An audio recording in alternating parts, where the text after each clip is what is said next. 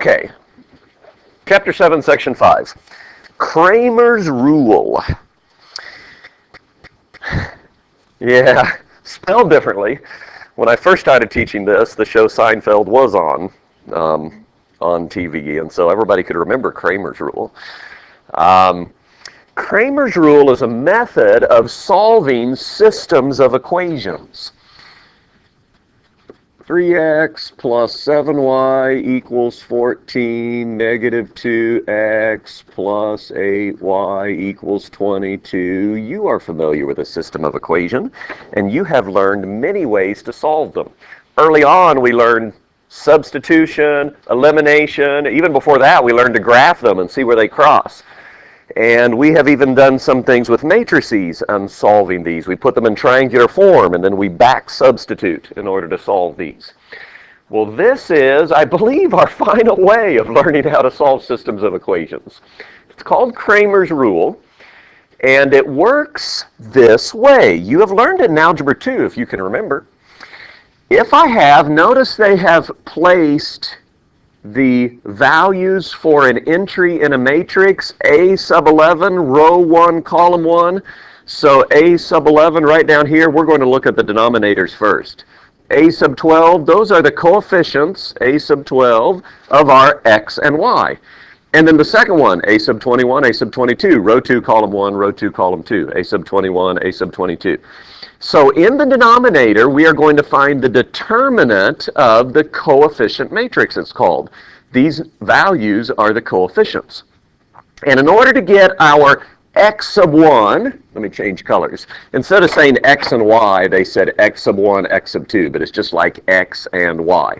In order to solve for our x and y, that's what we're going to do over here. This is x sub 1, and this is x sub 2, or it would be like a y if we were doing it in x and y.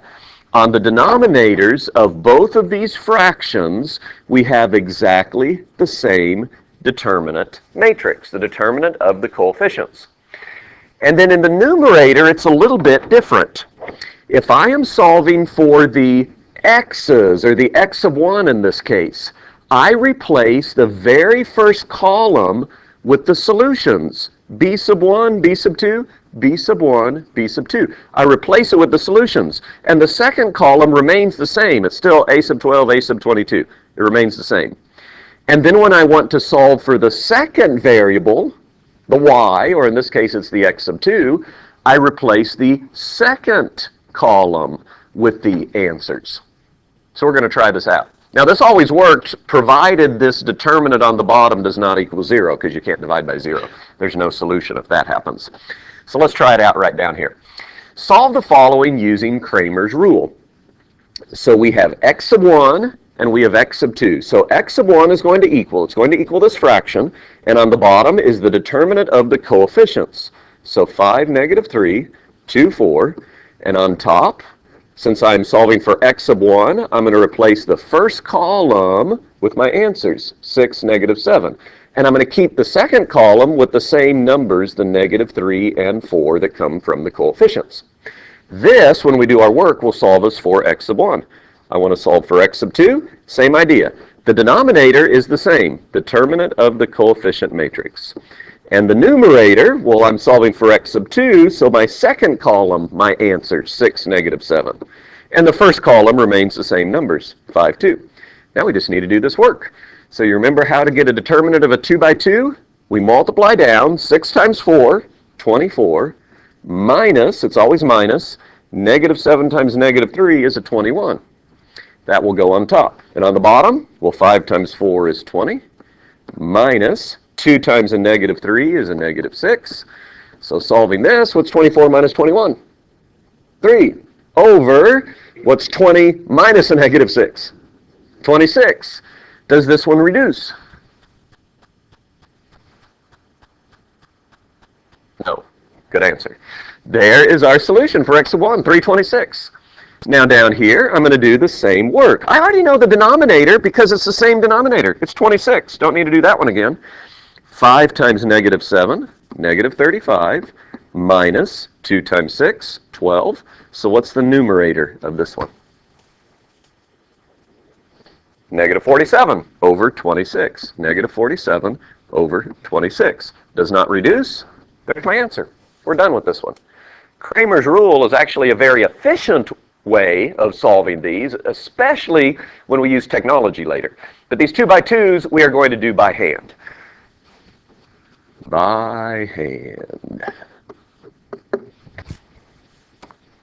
So what if we get into a bigger one? And notice what they have actually shown here with these ellipses, ...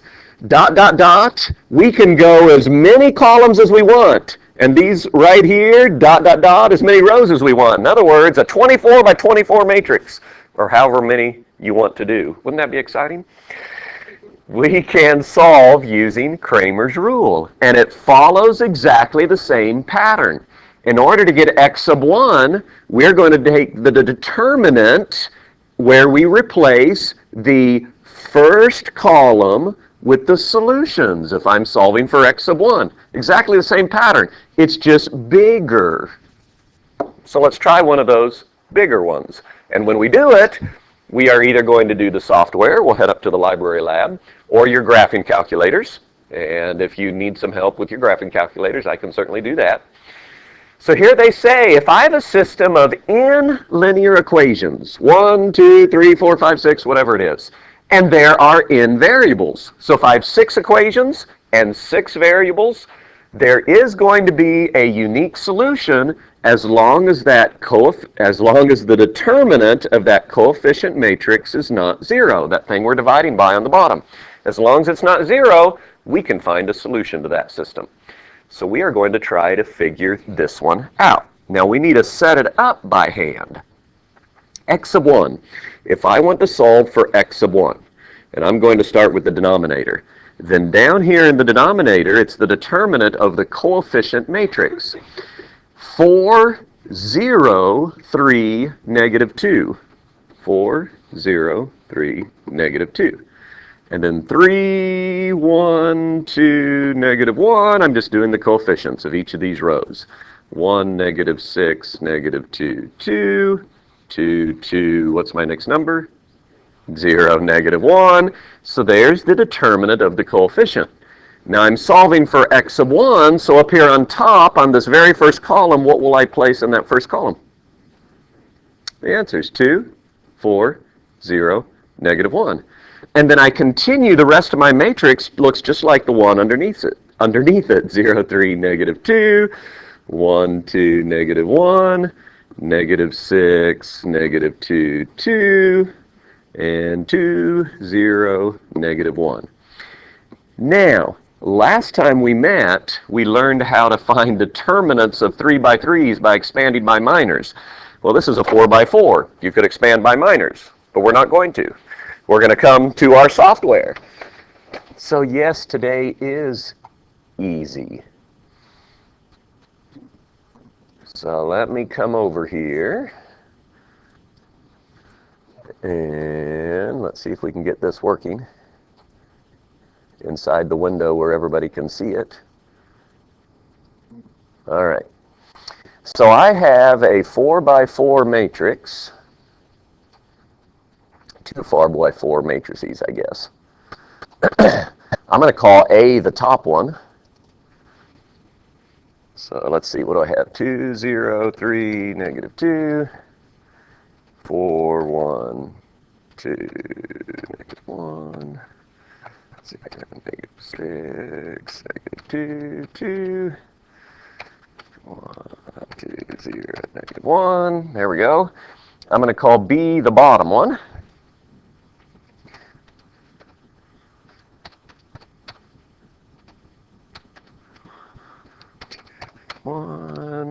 Follow along so that if I make a mistake, you can correct me before we try to do the problem and I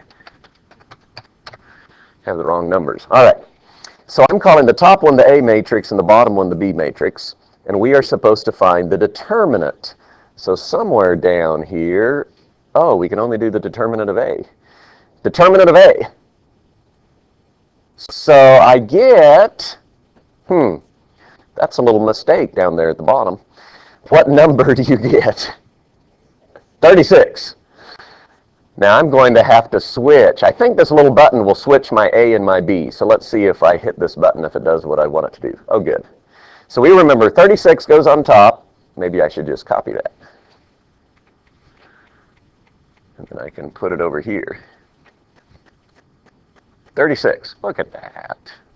36 goes on top.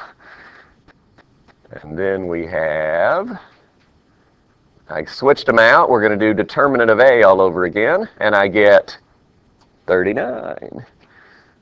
And so I know the number that goes on the bottom is 39. Now, we'll have to do a little bit of thinking. Does that reduce? Yeah, it does reduce. So we are going to want to reduce this. See if I can get that.